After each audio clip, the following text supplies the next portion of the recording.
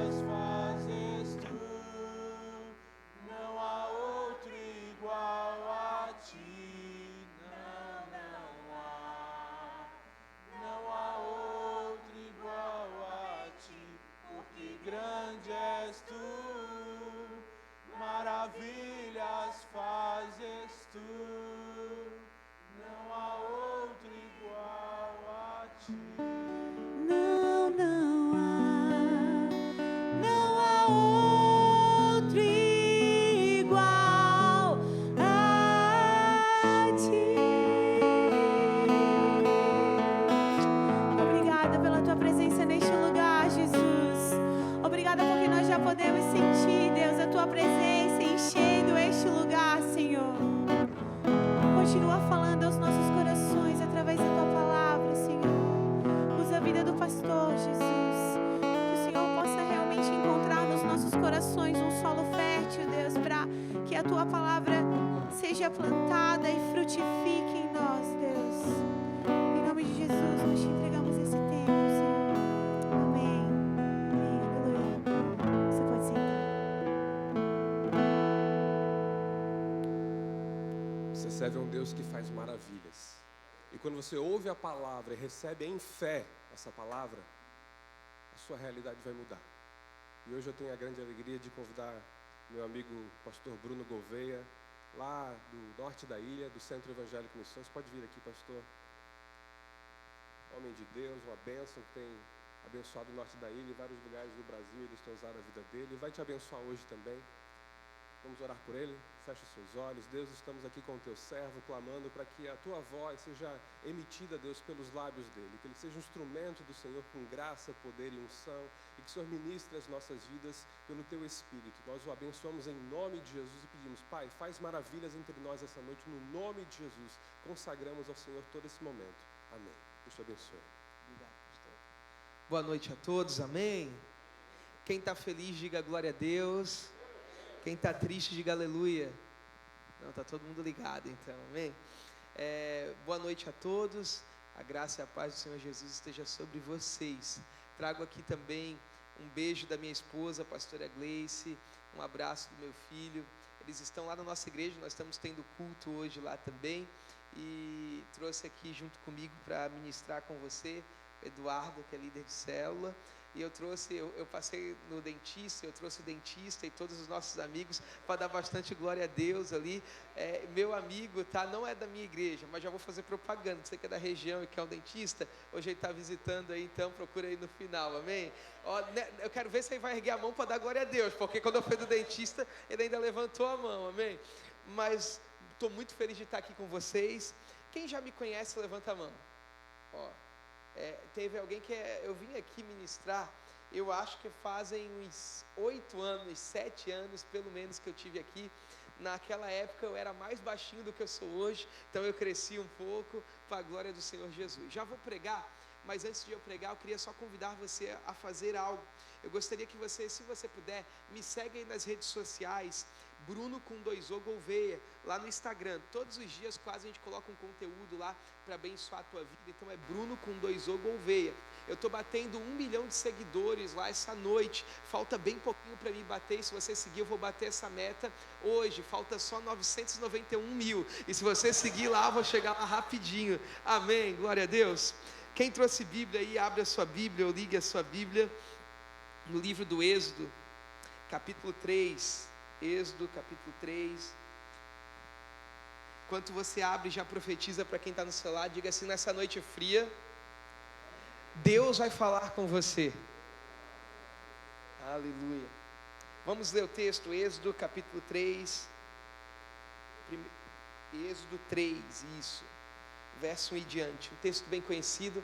Eu quero trabalhar essa noite com você. Você vai ver que eu sou, apesar de estar frio, mas eu sou meio agitado, então eu começo assim, calmo. Se eu falar alto depois, pode baixar meu microfone. E se você estiver recebendo a palavra, você pode dar glória a Deus, pode dar aleluia, que eu sei que a palavra vai entrar como uma flecha em seu coração. Êxodo capítulo 3, versículo de 1 a 5 diz assim: apacentava Moisés o rebanho de Jetro, seu sogro, sacerdote de Midian, e levando o rebanho para o lado ocidental do deserto, chegou ao monte de Deus, a Horebe. Apareceu-lhe o anjo do Senhor numa chama de fogo, no meio de uma sarça. Moisés olhou, e eis que a sarça ardia no fogo, e a sarça não se consumia. Então disse consigo mesmo: irei para lá e verei essa grande maravilha. Por que a sarça não se queima? Vendo o Senhor que ele se voltava para ver, Deus do meio da sarça chamou e disse: Moisés, Moisés, e ele respondeu: eis-me aqui. Deus continuou: não te chegues para cá, tira as sandálias dos pés, porque o lugar que estás é terra santa. Diga comigo: graças a Deus. Feche seus olhos. Meu amigo Espírito Santo, nós te convidamos nesse minuto a ministrar em nosso coração. Incendeia, Senhor, o meu coração com a tua palavra, para que a tua igreja também possa ser incendiada pelo poder do Senhor. Nós nos submetemos, ó Pai, à tua palavra e declaramos espírito de sabedoria e revelação em nome de Jesus. Amém. Quem aqui não conhece a história de Moisés, levanta a mão. Acredito que todos aqui, uma pessoa não conhece, mas vai conhecer hoje. Eu acredito que a grande maioria conhece a história de Moisés, e eu quero construir dentro de poucos minutos uma introdução até chegar aqui. Esse texto fala no momento que Deus vai ter um encontro com Moisés para levantá-lo como um libertador do povo israelita, do povo de Deus, do povo hebreu.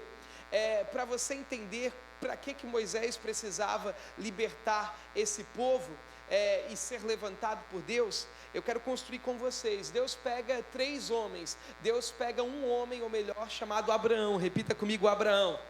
Abraão, pai da fé, o patriarca da fé. Deus pega Abraão, Abraão é casado com Sara, Sara era estéril, e Deus pega um casal estéril para falar: a partir de vocês, eu vou fazer de vocês uma grande nação. Deus pega Abraão e promete a eles a fazer a partir da descendência dele um país, uma grande nação.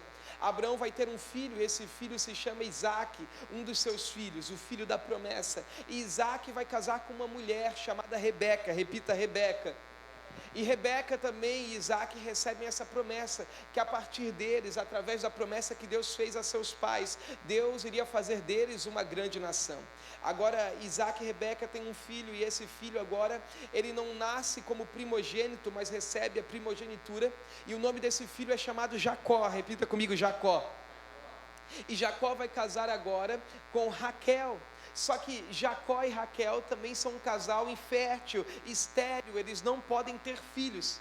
E aqui eu quero começar essa introdução falando: Deus pega 3 famílias, repita assim, 3 famílias.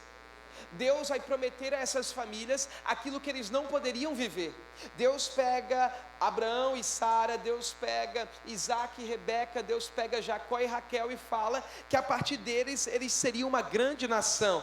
Pastor, e o que isso tem a ver com a mensagem? Porque isso se chama graça de Deus. Eles não podem, eles não têm a capacidade de gerar, porque dentro deles não há fertilidade, mas a partir de uma promessa de Deus, daquilo que não existe, agora vai passar a existir. Pastor, o que o Senhor está falando nessa noite? É que a graça de Deus escolhe quem não pode para gerar, escolhe quem não é para ser, escolhe pessoas que são incapazes para viver coisas extraordinárias. Quem sabe você chegou aqui pensando: pastor, aquilo que eu tenho é insuficiente, aquilo que eu tenho não é suficiente, aquilo que eu tenho dentro da minha capacidade eu não sou capaz. Esse espaço de vazio, esse espaço de que você não é matéria-prima para Deus entrar e manifestar a sua graça e manifestar o seu milagre. Você crê nisso, amém?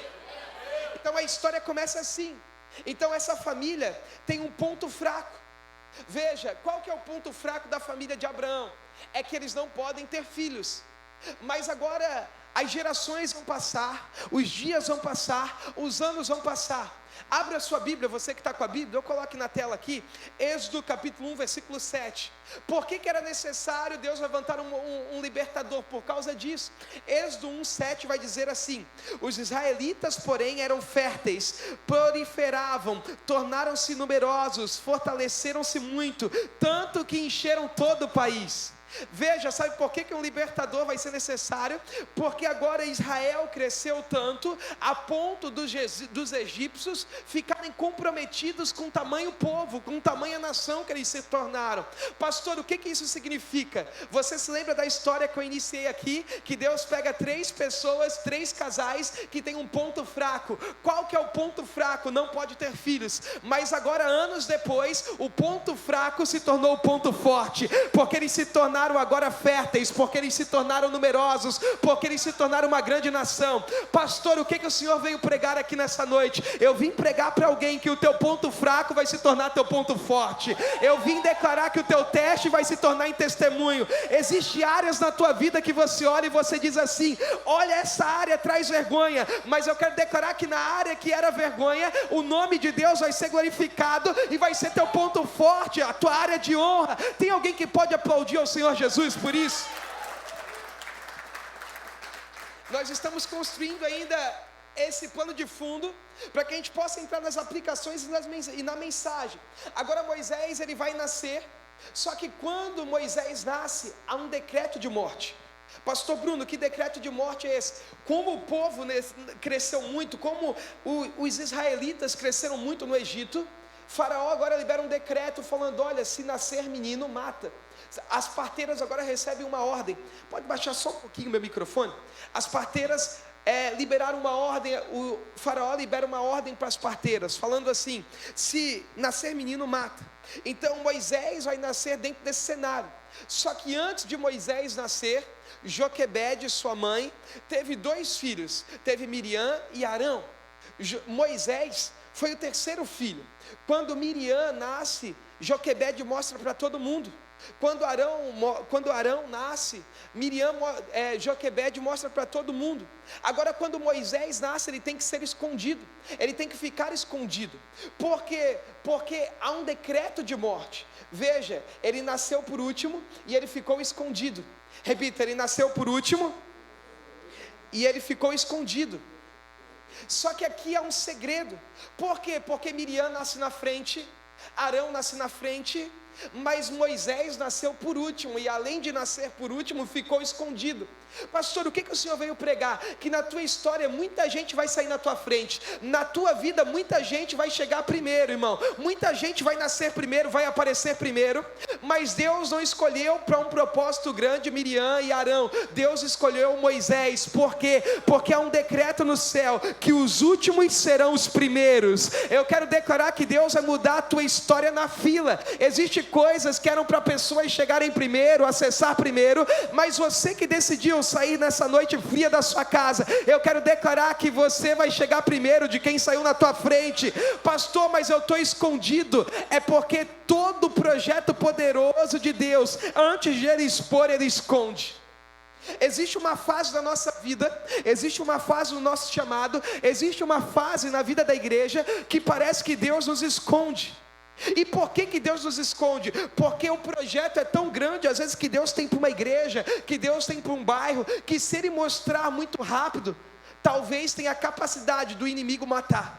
Então ele esconde, porque se ele expõe antes do tempo, pode correr risco de vida, mas se ele expor no momento certo, vai estar dentro da agenda de Deus. Teve coisas que na tua vida pareceram estar paradas até hoje, escondidas até hoje. Você tem talento, você tem capacidade, existe uma unção. Essa igreja talvez até hoje ficou escondida, mas eu vim aqui declarar algo, que Deus está gerando algo poderoso. Não é porque está escondido que não está crescendo. Moisés estava escondido, mas estava crescendo. E eu quero declarar que áreas que você pensa que está parada, está crescendo para a honra e glória do Senhor Jesus.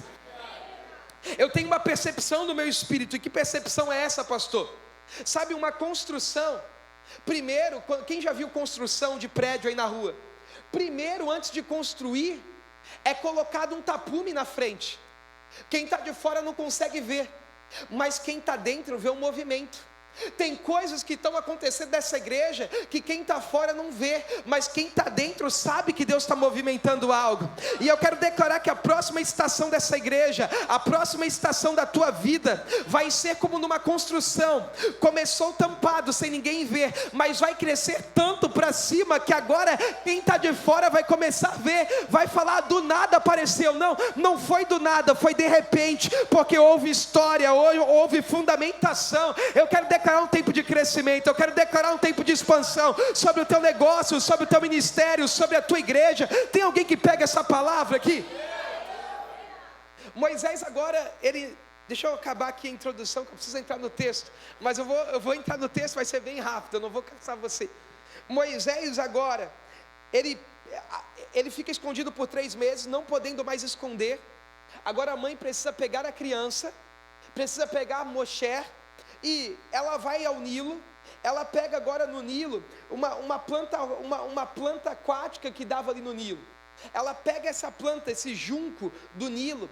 Essa planta era a mesma planta que se fazia o papiro, o papel. Então ela pega agora essa planta aquática que se fazia o papel, o papiro. Agora ela enrola o menino, ela faz uma caixinha, ela faz um ambiente e ela betuma esse ambiente. O que é o betume? O betume é um revestimento. Repita assim: revestimento. O betume era como se fosse um piche, que fazia com que aquele projeto, aquele ambiente que ela colocou Moisés não afundasse.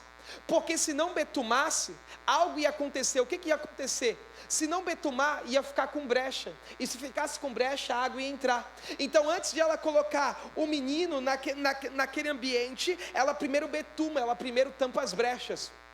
Sabe por que tem muito projeto seu que afundou? É porque você deixou brecha. Mas todos os momentos que você fecha as brechas, não tem como o projeto que Deus te deu afundar. Não, vou repetir para alguém pegar isso aqui. Tem muita gente que gerou, que não abortou, que nasceu, mas na hora de mostrar afundou, porque tinha brecha, não betumou. Mas quando você decide betumar, você está tampando as brechas. Eu quero declarar, pastor, o que é betumar? É revestir. Todas as vezes que você vem para a igreja, todas as vezes que você ajuda o seu pastor, você está se revestindo de poder, porque todo aquele que é revestido de poder tampa as brechas e o projeto não afunda. Joquebede vai botar o menino agora nesse ambiente.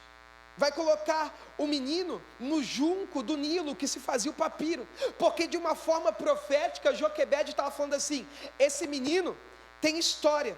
Esse menino tem nome. Qual que é o nome? Ainda não tinha, mas depois, de uma forma profética, a filha de Faraó ia colocar de Moisés. Então Joquebede pega o menino e coloca no papiro, coloca no junco que arrancou ali do Nilo, no papiro, porque de uma forma profética ela estava falando: meu filho não vai morrer, meu filho eu estou colocando no papel, porque vai dar história, vai dar livro, vai dar Gênesis, vai dar Números, vai dar Deuteronômio, vai dar Levítico. De uma forma profética ela está falando: eu vou botar esse menino no papel, porque a história desse menino vai dar livro na Bíblia, vai dar história. Eu quero decorar sobre a tua vida, irmão.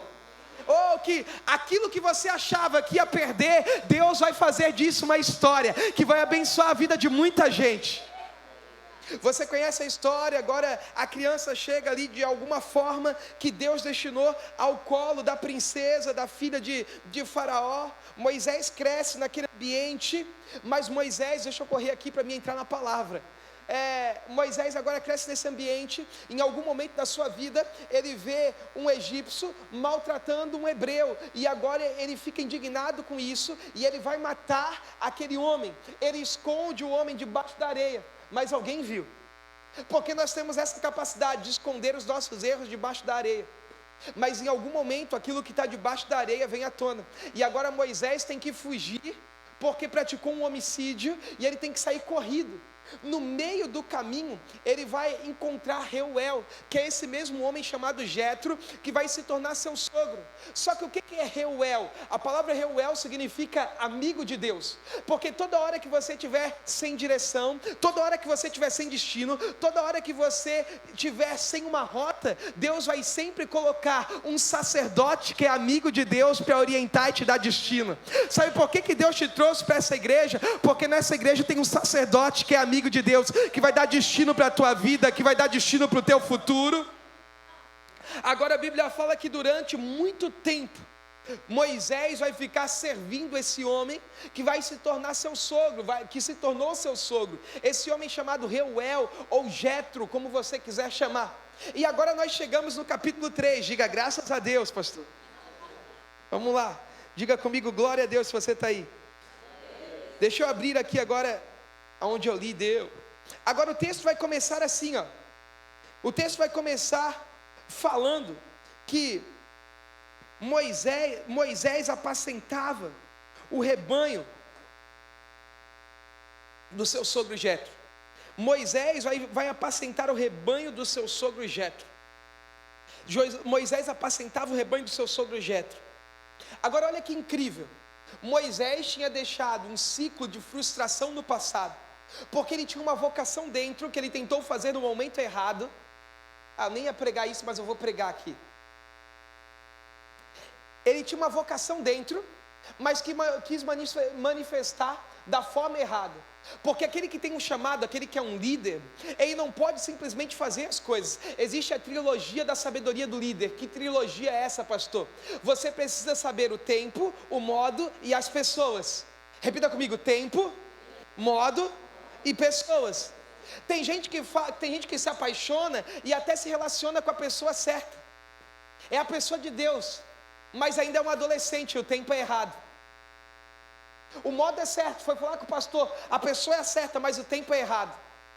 Olha aí, silêncio da morte. Tem gente que tem um chamado de Deus, e aí ele até tem um chamado, ele até tem uma vocação, ele está com um pastor certo, mas ele quer empurrar a goela abaixo do pastor, aquilo que ele quer fazer, porque a pessoa é a certa, mas o tempo é errado.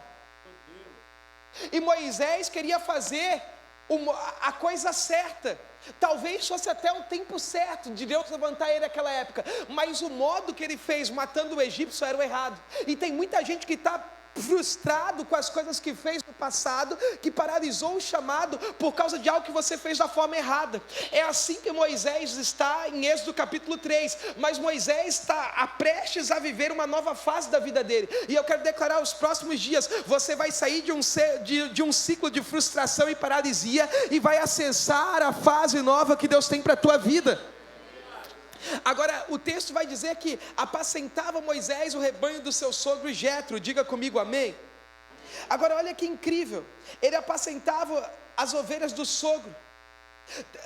Ele estava trabalhando Ele estava servindo, ele estava fazendo. Sabe por quê? Porque todas as vezes que eu sirvo o meu sogro, no caso do Moisés era o sogro dele, o líder dele, o sacerdote dele, todas as vezes que eu sirvo o meu líder, todas as vezes que eu honro o meu líder, Deus me conduz a uma geografia profética onde a minha história é mudada. Tem gente que nunca viu a história mudar porque nunca conseguiu servir ninguém, nunca conseguiu ajudar o projeto de ninguém, nunca conseguiu ajudar o ministério de ninguém. Agora, quando eu me coloco numa posição de submissão, eu aprendo a apacentar as ovelhas do meu pastor, eu aprendo a honrar a liderança que Deus me colocou, enquanto eu obedeço, sem meu sogro ver, enquanto eu faço a coisa certa, do jeito certo, sem minha liderança saber, eu não percebo, mas a minha vida é conduzida a um ambiente profético. Veja, enquanto ele estava obedecendo e servindo, a Bíblia fala que ele subiu o Monte Horebe. E enquanto você faz a coisa certa, honra, serve, sabe o que acontece com a tua vida? A tua vida não desce, só sobe. Eu quero declarar que o serviço, que a honra, que a tua semeadura nesse lugar vai elevar o nível da tua vida, vai elevar o nível do teu negócio, vai elevar o nível do teu chamado. Deus agora conduz Moisés a uma geografia profética. Agora, o texto vai dizer algo que é muito incrível. Vem comigo na mensagem, diga comigo, glória a Deus. O texto vai dizer assim, ó, que Moisés apacentava o rebanho do sogro Jetro. Beleza, a gente já entendeu isso. Mas aquela era a profissão dele. Ele estava indo e ele estava vindo. Repita, indo e vindo. Ele estava numa rotina, todos os dias. Ele pegava a ovelha, conduzia a ovelha, trazia a ovelha. Aquele parecia ser mais um dia, aquele parecia ser mais uma escala de trabalho, aquilo parecia ser mais uma rotina dentro da programação semanal de Moisés. O que ele não sabia é que dentro daquela rotina ele estava crescendo. Sabe, às vezes parece que é mais um culto, é mais uma quarta, é mais um dia de inverno, mais uma reunião, mas às vezes esse se torna o dia certo para Deus mudar a história da tua vida. Por isso que você nunca pode começar um dia sem uma expectativa, porque todas as vezes que a tua fé cria uma expectativa, esse pode ser o dia que a tua vida muda, esse pode ser o dia que Deus te expõe, esse pode ser o dia que Deus te casa. Ó, aí, ó, viu? Alguém creu, amém? Vamos lá. Agora vem comigo. O texto vai dizer que Moisés estava no mesmo lugar que ele ia durante todos os dias, apacentando as ovelhas do sogro. Parecia ser o mesmo lugar, parecia ser mais uma escala de trabalho. Só que o que ele não percebia é que enquanto ele honrava e obedecia, o lugar já não era mais o mesmo. A geografia poderia até ser a mesma, mas a dimensão já era outra. Pastor, o que isso significa? Você já teve a sensação que entra ano e sai ano, parece que a igreja é a mesma, parece que a nossa vida é a mesma, o salário é o mesmo, o trabalho é o mesmo, a rotina é a mesma? Eu não sei se você já percebeu assim, mas eu já experimentei fases da minha vida que parecia que eu estava andando em círculos. Só eu ou tem mais alguém que já sentiu isso aqui? Pastor, parece que eu estou no mesmo lugar, é a mesma coisa, eu sei como é que vai ser. Só que eu estou aqui, se você estiver debaixo de submissão e honra, tua vida não está em ciclos, você está no mesmo lugar, mas você não está em ciclos, você está crescendo em espiral. O que é isso, pastor? O lugar é o mesmo, mas você está crescendo para cima, a dimensão está sendo outra, e em breve Deus se revela e muda a história da tua vida. Parece ser mais um culto, mas enquanto você está com o coração certo, com o jeito certo, você está crescendo em espiral, você não está percebendo, parece que o local é o mesmo, mas a dimensão que você está já é outra. E nessa dimensão, nessa nova fase, tua vida vai mudar, a frustração vai sair. Você crê nisso? Agora olha que incrível. Vamos comigo aqui na palavra. Moisés vai ter uma visão. Repita assim, Moisés. Naquele dia Moisés vai ter uma visão. Sabe qual que é o problema? É que tem muita gente que vê muita coisa. Ele sabe que Deus tem algo para a sua igreja, ele sabe que Deus tem algo para a sua vida, ele sabe que Deus tem uma promessa pessoal, ele sabe que Deus quer ver ele crescer, prosperar, progredir. Só que ter uma visão não basta. Tem muita gente que tem uma visão, mas nunca se posicionou para aquilo que Deus mostrou. Vou repetir, tem muita gente que vê muita coisa, mas nunca se posicionou para aquilo que Deus mostrou. Moisés viu, mas ele vai dizer assim, eu vou ver isso de perto, eu vou caminhar para lá. Sabe qual que é o nosso problema? Que entra ano e sai ano, nós recebemos palavra profética na virada do ano, nós vimos muita coisa, mas nunca nos posicionamos para aquilo que Deus mostrou. Deixa eu falar algo para você, uma visão sem uma ação é apenas alucinação. Não, anota isso aí. Tem gente que vê muita coisa, mas uma visão sem uma ação é apenas alucinação. Tem gente que vê muita coisa, não, eu sei que Deus vai fazer, eu sei que Deus é, mas nunca se posicionou. Por quê, pastor? Porque está preso ao passado, porque está preso ao presente. Veja, a Bíblia vai dizer que Moisés se virou para ver isso de perto. Sabe qual que é o nosso problema? É que a gente vê, mas a gente não consegue deixar para trás as coisas que ficaram. E às vezes para acessar aquilo que Deus está mostrando, às vezes para você entrar na nova fase da tua vida, você vai precisar deixar coisas para trás. Moisés precisou naquele momento deixar as ovelhas que foram importantes, que eram importantes, mas naquele momento a presença de Deus e aquilo que Deus estava sinalizando para ele era mais importante. Ele se virou. Sabe qual que é o nosso problema? É que às vezes a gente até olha, mas a gente não tem coragem de se virar. Porque se virar fala de largar do passado. Deixa eu falar, Deus está falando com alguém aqui. Você precisa deixar coisas que aconteceram do seu passado lá. Você precisa deixar coisas do seu passado lá. Para de ficar preso ao seu passado. Não existe nada novo lá. Tem gente que está tão preso àquilo que viveu no passado. Tem gente que está tão preso à casa que morou, à igreja que frequentou, aquilo que aconteceu no passado, que ele não consegue se posicionar para caminhar para aquilo que Deus está mostrando. É por isso que Paulo vai escrever: esquecendo-me das coisas que para trás ficam, eu prossigo. Ei, deixa eu liberar uma palavra. É um novo tempo, nós entramos no último semestre do ano. Quem sabe de janeiro a junho foi meses péssimos para a tua vida, mas esquece essas coisas, esquece essa depressão, esquece o que o teu marido fez, esquece o que aconteceu na empresa. Eu vim aqui para pregar para alguém que precisa se virar hoje para acessar o novo. Você já está no lugar certo, Deus já te mostrou, existe uma presença nesse ambiente, mas falta um posicionamento. Aleluia. Então a Bíblia vai dizer algo, que Moisés ele vai se virar e vai caminhar, porque tem gente que vê, mas nunca caminha para aquilo que Deus mostra. Veja, em João, quando Jesus, lá no finalzinho do Evangelho de João, quando Jesus morre e ressuscita, ele vai à praia, está Pedro, está João e os outros discípulos pescando novamente. Quando eles olham Jesus na praia, Jesus pergunta: tem peixe aí? Tem nada. Então joga a rede direita do barco. Aí eles pegam 153 grandes peixes. Quando João viu aquilo, ele disse: é Jesus. João disse que era Jesus, mas quem tirou a roupa e foi Pedro. Porque tem gente que vê, mas não vai. Tem gente que vê, que sabe, mas não vive. Tem gente que tem promessa e nunca experimentou. Porque não basta eu saber, eu preciso viver, eu preciso correr, eu preciso me movimentar. Bate na mão de quem está no seu lado, para essa mão esquentar, e diga assim: ei, está na hora de você se movimentar. Deus vai te colocar em movimento. Agora, sabe, deixa eu falar algo. Você vai ver, mas você vai se posicionar. Repita assim: eu vou ver, mas vou me posicionar. Ei, o crescimento dessa igreja, eu quero declarar que esse lugar vai se expandir. Esse lugar vai crescer. Eu quero declarar que não vai ser só esse lado que estará cheio, mas o outro lado estará cheio. Porque você não vai apenas ver o que eu estou falando, você vai se posicionar para convidar mais alguém, para falar que o culto foi uma bênção. Sabe qual que é o nosso problema? Que as nossas igrejas estão cheias de crentes nominais. O que é isso, pastor? Quem aqui é mulher, levanta a mão e dá glória a Deus aí. Quem sabe cozinhar então agora? Eu quero ver se sabe mesmo. Essa irmã aqui, ó, vamos ver. A senhora sabe fazer um bife a cavalo? O que tem no bife a cavalo? As duas partes mais importantes do bife a cavalo é o quê? Agora fiquei nervosa. Ai, meu Deus do céu. Qual que é as partes mais importantes do bife a cavalo? A carne e o ovo.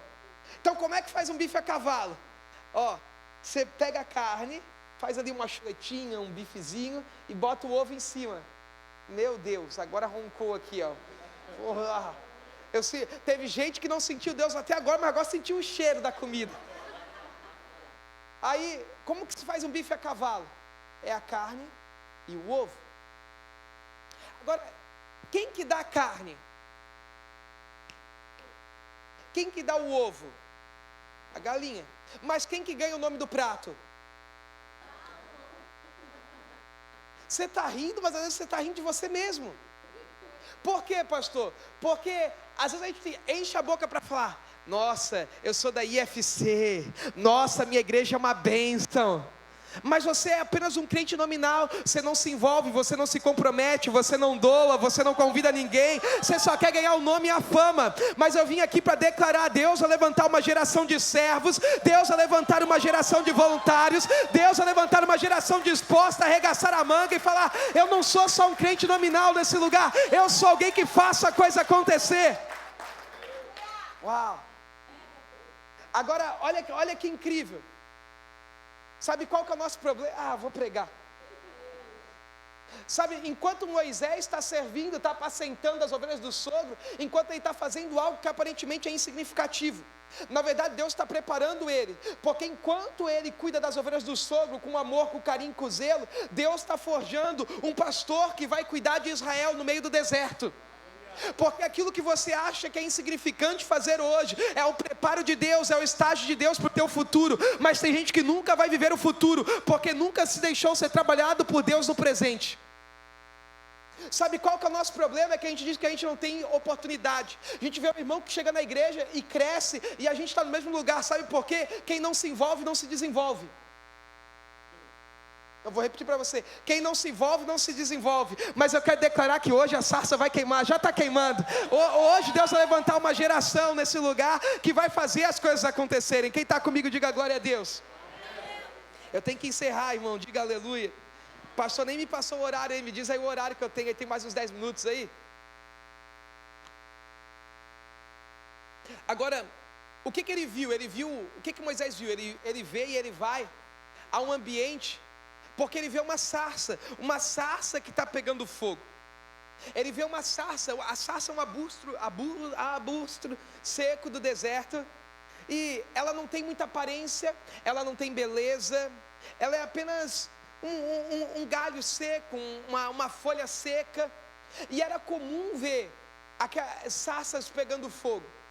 Por que era comum ver, pastor? Porque o ambiente do deserto era muito seco, o calor fazia com que essas sarças queimassem.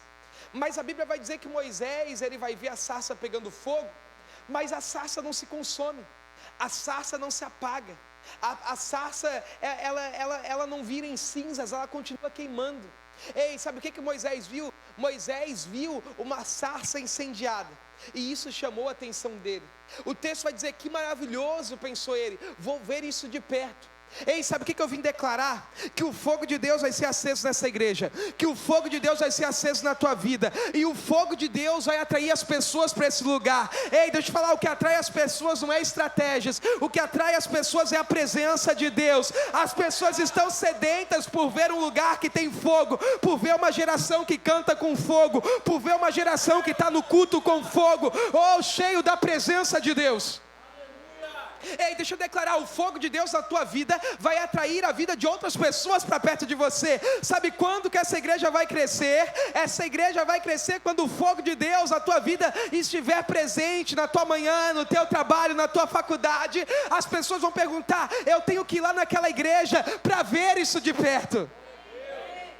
Ei, teve muita gente que pensou que essa igreja iria acabar na pandemia, porque as pessoas pensavam que aquilo que Deus fez nesse lugar foi o pastor que acendeu. Mas quando uma igreja nasce, não é o homem que acende, é o próprio Deus, e é por isso que ele mantém aceso.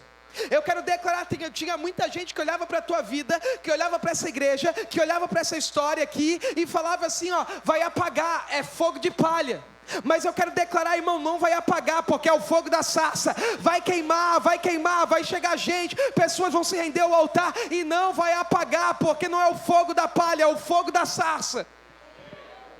Agora, o fogo vai atrair a atenção de Moisés, o fogo vai chamar ele para perto. Agora olha que incrível, o que chama atenção não é o fogo. Que a gente fala sobre o fogo, os crentes já se empolgam. A gente fala sobre fogo, irmão, eu não sei você, mas eu me converti nas igrejas do fogo, irmão. As igrejas não eram pretas, era o púlpito vermelho. Tem alguém que se converteu nessas igrejas aqui? Mano, tinha uns vasos, e eram uns vasos bem grandes assim, sabe, bem enorme. E eles pulavam, o púlpito de madeira tremia, gente, opa! Porque nós nos empolgamos com o fogo. Mas o que atrai as pessoas não é simplesmente o fogo. O que chamou a atenção de Moisés foi a resistência. Porque a sarça queimava, mas ela não se consumia. Porque não adianta ter fogo se não tem resistência. Não adianta ter fogo e falar, pastor, a partir dessa quarta conta comigo e tal, e não tem resistência, no domingo já está apagado. Porque o que atrai a atenção de uma geração para dentro de uma igreja não é o fogo, não é a visibilidade que ela tem no Instagram, mas é a resistência que ela tem de vir fogo, de vir pressão, e ela está no mesmo lugar, enraizada. Eu não saio daqui, eu não desço. Irmão, eu vim pregar para alguém que quer ser aceso, mas que quer ter resistência. Porque o que atrai, irmão, a atenção de pessoas é a resistência. Veja, o que chamou a atenção de Moisés foi a resistência. Porque não adianta eu ter fogo se eu não tenho resistência. Não adianta eu ter fogo se hoje eu estou aqui, mas daqui a pouco eu já estou caído, eu já vou para outro lugar, eu já vou para outro. Não, Deus te plantou nesse lugar, Deus te plantou naquela empresa, Deus te plantou naquela rua, irmão, para você permanecer. Tem gente que não permanece nada, troca de um trabalho, sai daqui, vai para outro, vai para outro. Tem gente que já vendeu Rinodê, Boticário, Avon, está toda hora no lugar, agora foi para o Bitcoin, foi para o trader. Irmão, você precisa permanecer. Deus vai levantar pessoas, Deus vai levantar uma geração que vai permanecer. A sarça representava Moisés. Moisés, eu vou te incendiar, mas você vai permanecer até o final. Eu quero declarar, Deus vai te incendiar, mas você vai permanecer no lugar que Deus te plantou até o final. Eu escrevi um livro, eu tenho até alguns aqui se você quiser comprar depois. O valor de ser igreja. E nesse livro eu falo um pouco do valor da igreja local, do valor de congregarmos. E eu até falo nesse livro, quando que a gente deve trocar de igreja. Porque tem gente que troca de igreja como quem troca de roupa. Não, tem gente que acha que a igreja é um posto de gasolina. Que eu venho aqui no domingo da ceia e eu encho o tanque. E aí eu vim na ceia, e aí eu encho meu tanque, e aí eu vou e eu rodo. Na outra ceia, quando eu estou com o tanque vazio, eu venho e me encho de novo. Tem gente que acha que a igreja local é um elevador. Não, eu venho ali para ficar todo mundo juntinho para a gente subir. Ei, irmão, igreja é uma casa. Deixa eu falar, para o pai, a igreja, escute, é uma casa, é uma família. Para Jesus, veja, tem tudo a ver com a família. Deus vê a igreja como seus filhos. Jesus vê a igreja como uma noiva, um casamento. E o Espírito Santo vê a igreja como uma casa que ele habita. Você está conseguindo ver que igreja não é um lugar que eu troco? Não. Não, mas é porque essa igreja não está boa. Nem sei porque eu estou falando isso, eu vou para outra. Ei, não é os membros que escolhem o corpo. Paulo vai escrever que ele deu membros ao corpo como aprouve. Então não é eu que escolho o corpo que eu vou estar. É Deus que já tem um corpo preparado para mim estar. Nem sei porque eu estou falando isso. Onde é que eu estava em Moisés mesmo? Que eu ia falar alguma coisa. Eu estava falando alguma coisa de Moisés. Permanecer, resistência. Quando é que a gente troca de igreja? A gente troca de igreja, irmão. Existe uma situação. Por exemplo, assim, eu tenho um filho de 5 anos, e às vezes ele vai na casa de um pessoal rico da nossa igreja, e lá, irmão, casa de rico é diferente, irmão. A comida é diferente, os brinquedos são diferentes. Ele vem com umas armas enormes que eu falo, o que é isso, guri? Abaixa isso aí. E aí ele fica empolgadão, mas no final do dia ele não quer dormir lá, ele quer voltar para casa. Porque por mais que a casa do amigo seja legal, a comida seja legal, o brinquedo seja legal, ele sabe quem que é o pai e a mãe dele, ele sabe onde que é a casa dele. Meu filho nunca pediu, papai, deixa de ser meu papai que eu quero ser filho do fulano. Por quê? Porque ele entende o conceito de família. Sabe por que você vive trocando de igreja como quem troca de roupa? É porque você ainda não entendeu o conceito de família. Que esse lugar não é uma casa para você frequentar, mas é uma família para você pertencer. Pastor, então quando que eu estou habilitado para trocar de igreja? É apenas por um motivo. Quando esse lugar já não te alimentar mais, quando não tiver comida nesse lugar.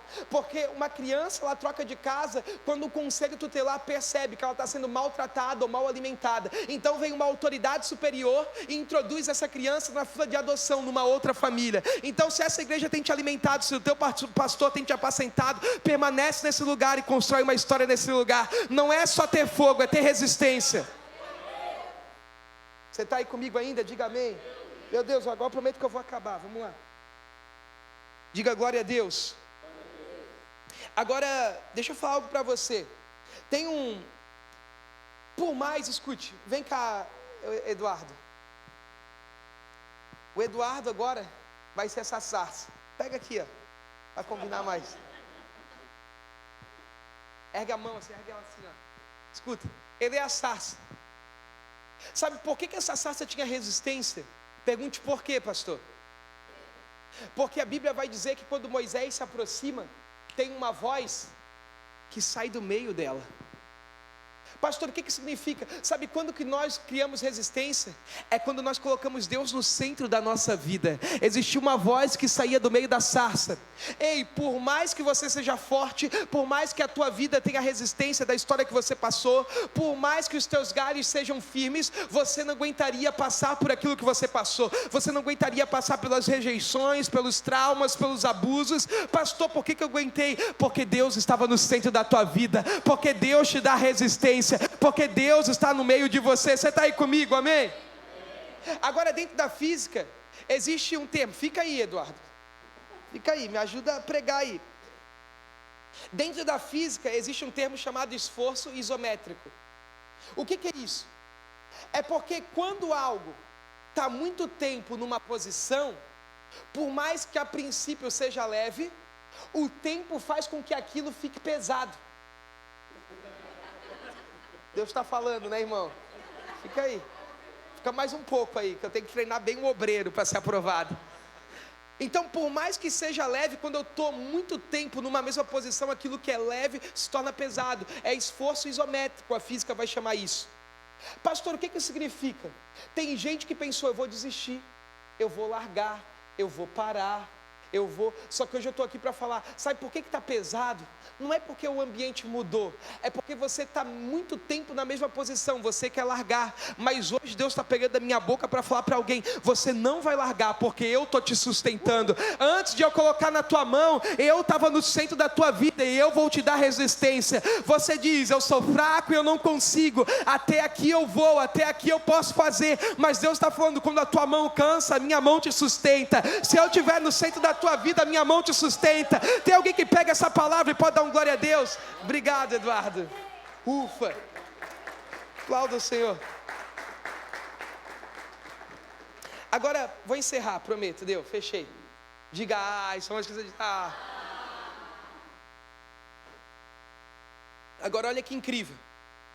Quando Moisés se aproxima daquilo, ele vai ouvir uma declaração assim, Mosher, Moisés, Moisés, tira as sandálias dos teus pés, porque o lugar que você está é terra santa. E sabe, quando Deus falou isso comigo, eu estava vivendo, a gente estava numa estação de inverno também, como hoje, um dia frio. E tirar as sandálias dos pés fala de várias coisas. Fala do quê? Fala da confiança de Moisés em Deus. Por quê? Porque os cascalhos no deserto, por ser um ambiente quente e seco, é muito quente, faz muito quente, então os cascalhos se tornam como navalhas. Então as pedras cortam os pés. Então a primeira coisa natural que Deus estava falando para Moisés é: tira as sandálias, tira a tua sustentação humana, tira a tua confiança humana e começa a caminhar debaixo da minha palavra. É a mesma coisa que Jesus falou para Pedro: Pedro, sai do barco então e anda sobre as águas. Sai de um ambiente onde você tem segurança e anda sobre aquilo que eu estou te falando, anda no sobrenatural. Porque tem gente, irmão, que diz que tem fé, que diz que crê em milagre, mas nunca, tem gente que diz que tem fé, mas faz de tudo para não depender de um milagre. Não, eu sou cheio de fé, mas nunca teve fé e ousadia para depender do milagre. Eu vou fazer e Deus vai prover. Eu vou agir com fé e Deus vai trazer as pessoas. Nunca teve. Então é a primeira coisa que quer dizer. É óbvio que também fala sobre o senhorio. Por quê? Porque tirar as sandálias e ficar descalço significava se colocar numa condição de servo. E Deus está falando: Moisés, até aqui você tentou, você fez, você coordenava, mas a partir de hoje eu sou o Senhor e você vai ser o servo. Só que o que mais mexeu comigo dentro desse texto, Deus falou comigo, é porque imagina que você vai para sua casa agora, você vai comer uma janta gostosa, diga aleluia. E aí você vai botar uma roupa e de repente vai dar aquela vontade, depois que você estiver na coberta, debaixo da coberta, de ir no banheiro de novo. Que sempre quando vai dormir dá aquela vontade, você fala: não vou, mas vou, não vou e vou. E aí pensa comigo que você vai sair da cama, vai sair da coberta e você não vai pôr o calçado, o chinelo, a pantufa. e você vai pisar no chão. O que você vai sentir quando você pisar no chão? O frio, o gelado. Vamos mudar essa expressão para a palavra ficar mais bonita? Quando nós saímos da cama quente e colocamos o pé no chão, nós sentimos o ambiente. Pastor, eu encerro falando sobre isso. O que Deus estava falando para Moisés? Moisés, fazem 40 anos que você cresceu no Egito, fazem 40 anos agora, Moisés, que você está servindo também na casa do seu sogro Jetro. Moisés, você já está um ciclo inteiro sem sentir a minha presença.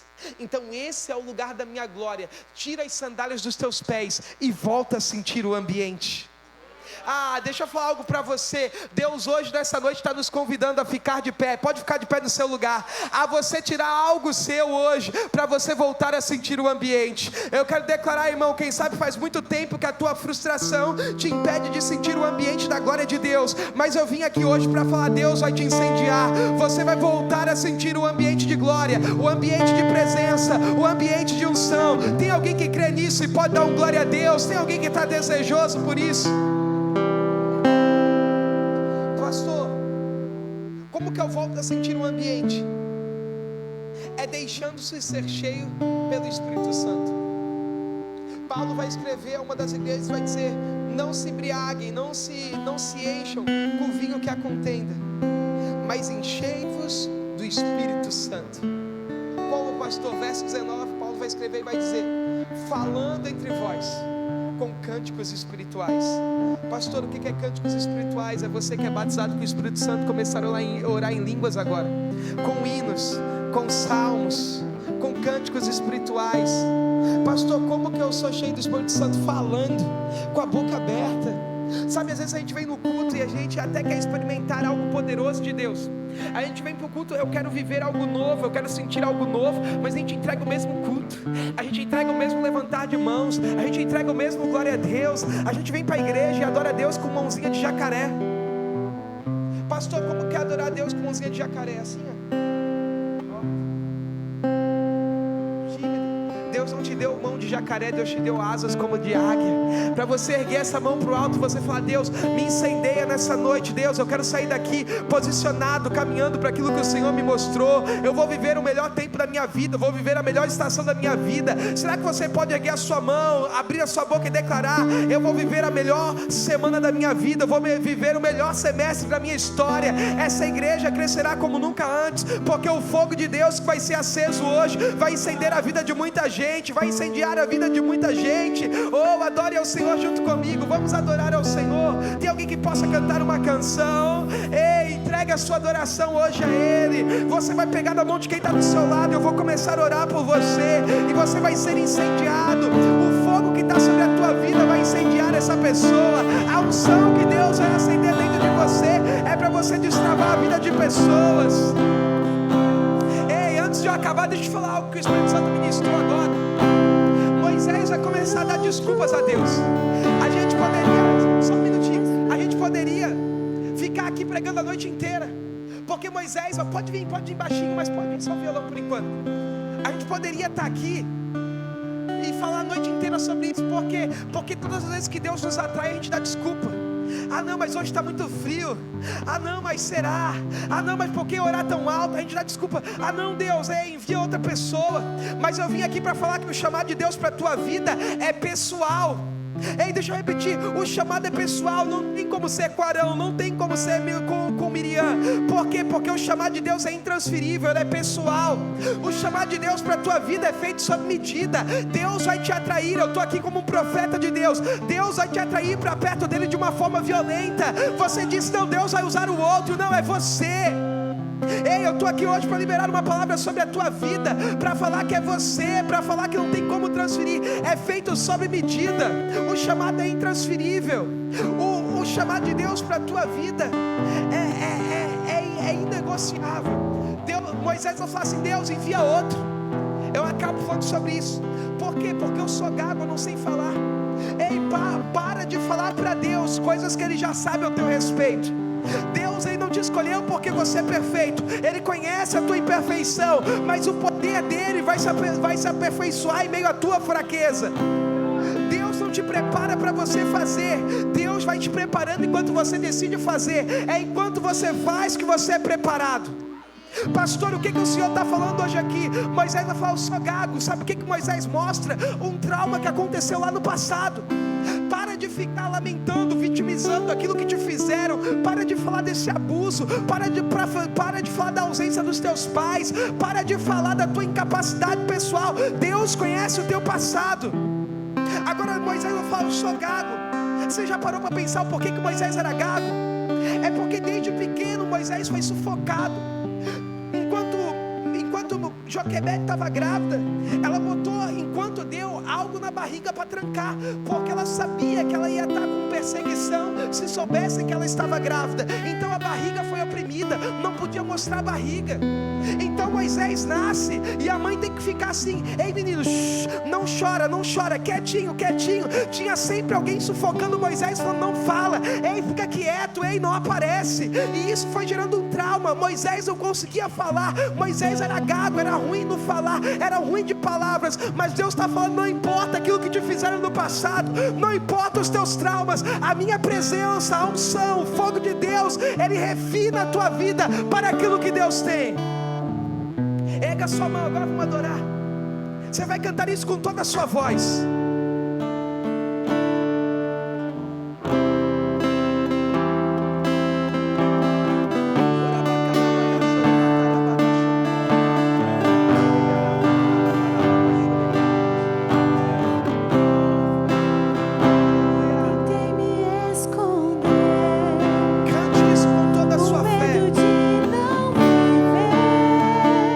Mas tua glória me atraiu.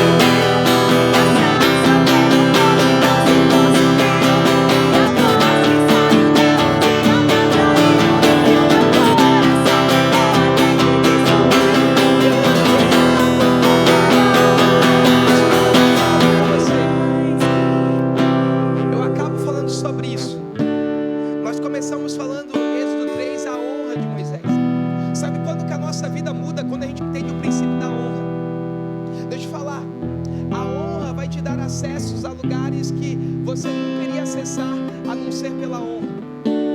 Pastor, o que é honra? Honra é eu promover, honra é eu levantar aquele que está sobre a minha vida.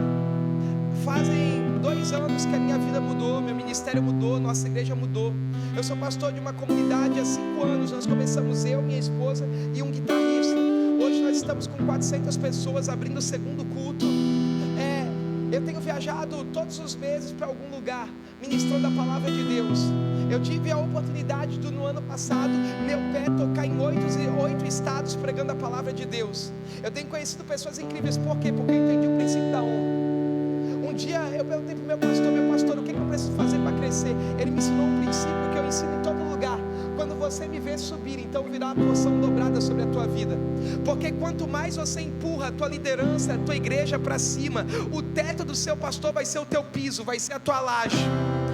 Pastor, qual que é o segredo do crescimento da minha vida pessoal? É você honrar a tua pastora, é você honrar o teu pastor. Porque às vezes a gente honra o pastor lá do YouTube, o pastor do banquinho, a pastora Thalita Pereira, são tudo uma bênção, mas eles nem conhecem que você existe. Quem ora por você, quem visita você é o seu pastor. O dia que você tiver um problema no seu casamento, quem vai ligar para você não vai ser a pastora Thalita Pereira. Ela é uma bênção, é um canal de Deus, mas nunca honre mais o de fora, nunca honre mais o pregador do que o seu pastor, porque o dia que você precisar vai ser a sua pastora que vai atender você. A cadeira da igreja não é mais importante do que o pastor da igreja, porque o dia que a gente estiver no hospital não é a cadeira que vai orar por nós, é o nosso pastor. Então nada substitui o valor de um pastor local. Quem deu o pastor para a igreja foi Jesus, porque Paulo vai escrever em Efésios que Jesus deu uns para apóstolos, outros para profetas, evangelistas, pastores e mestres. Então repita comigo: meu pastor é um presente de Deus para essa igreja. E sabe, ele não me pediu para falar isso, mas eu sou pastor de igreja local. Às vezes a gente se sente cansado, a gente se sente sozinho, e às vezes uma ligação, uma palavra, um jantar. Às vezes a gente só procura a nossa liderança para falar problema, mas nunca compartilhamos as bênçãos com os nossos líderes. Deixa eu ensinar um princípio de honra. Quanto mais você abençoar a vida dos seus pastores, você se torna alvo da graça de Deus sobre a tua vida. Tem uma mulher da Bíblia, a Sunamita, em 2 Reis, capítulo 6, que ela decide construir um quarto para o profeta. Ela constrói um quarto para o profeta. Ela reconhece que ele é um santo homem de Deus. Repita-se: meu pastor e minha pastora. Não, bem alto: meu pastor e minha pastora são um santo homem de Deus. Deixa eu falar, enquanto aquela mulher dava pão, pastora, nada acontecia na vida dela. Todas as vezes que Eliseu passava por ali, ela dava pão. Porque a gente consegue dar pão.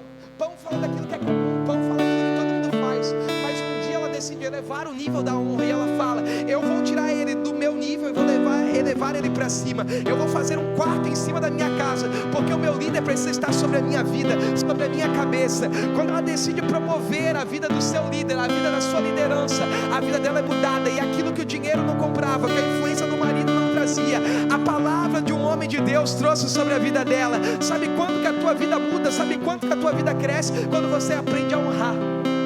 E a honra é demonstrada com 3 maneiras: atitudes, palavras e sementes. Repita: atitudes, palavras e sementes. Porque a Bíblia vai falar que Saul, filho de Quis, as jumentas tinham sido perdidas, e ele vai até Samuel. Mas o que dá acesso a Samuel e a promoção sobre a vida dele foi porque ele levou 3 ciclos de prata, uma semente de honra.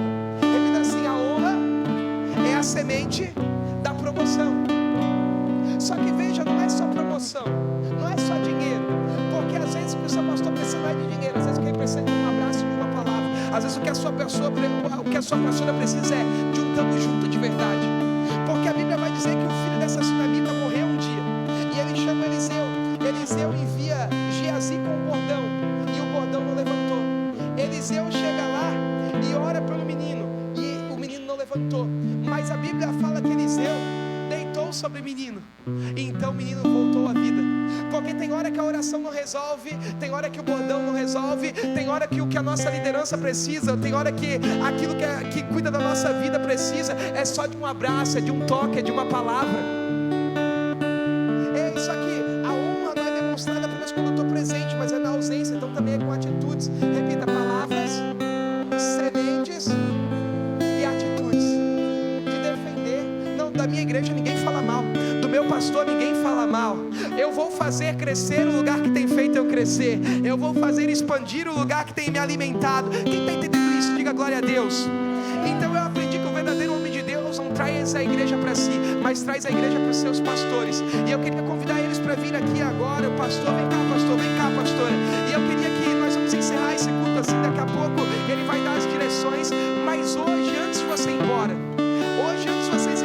vocês vão procurar eles, vocês vão falar assim: pastor, muito obrigado, pastora, pelo seu sim. Muito obrigado porque a senhora corre para um lado e para o outro com uma criança. E deixa eu falar algo para você. Ela não é só a mulher do pastor, ela é a pastora. Ela não é só a mulher do pastor, não, a esposa do pastor, não, ela é a pastora. Porque a Bíblia vai falar que quando Deus nos une, Ele faz uma só carne. Então a mesma unção que está sobre ele também está sobre a vida dela. Sabe, eu sinto de falar isso para alguém aqui. Sabe quando que a tua vida vai mudar? Sabe por que tem coisas que ainda não aconteceram lá na vida da tua casa, lá na vida dos teus filhos? Porque quando você aprender a falar: pastora, impõe a mão sobre a minha vida e ora por mim, então você vai receber da bênção que está sobre a vida dela. Ei, deixa eu falar, a honra tem o poder de mudar a história da tua vida. Tem coisas, irmão, que o teu dinheiro não vai te trazer, que a tua influência não vai te trazer, que a tua força não vai te trazer, mas uma palavra liberada da vida da tua líder vai gerar aquilo que na tua força você não produz. Eu não sei por que eu estou falando isso aqui, mas eu quero declarar. Às vezes a gente valoriza mais o de fora do que o de dentro, mas eu vim aqui declarar. Sabe quando que ela vai fluir mais ainda nesse lugar? Quando você vir pra cá com fome e acreditar que não é eloquência, não é o jeito dela falar, é calma, é do jeito dela, é da forma dela, mas existe uma unção, uma graça que não tem a ver com ela, mas tem a ver com o chamado de Deus. Então antes hoje de acabar esse culto, você vai vir, vai dar um abraço dela, vai falar: pastora, me perdoa se um dia eu pensei errado, eu recebo da unção que está na tua vida. E a senhora pastora vai só falar: Deus te abençoe. Sabe o que significa um Deus te abençoe da nossa liderança? É que Deus te habilite para você dar certo em tudo que você fizer. Ei, uma palavra muda a tua semana, uma palavra muda a tua vida. E eu gostaria que você que é homem, você vai procurar o teu pastor e vai falar: ó, isso aqui é uma semente para vocês. Leva a esposa para jantar, leva para passear, porque é assim como a igreja saudável cresce. Se você recebe isso, aplauda o Senhor bem forte.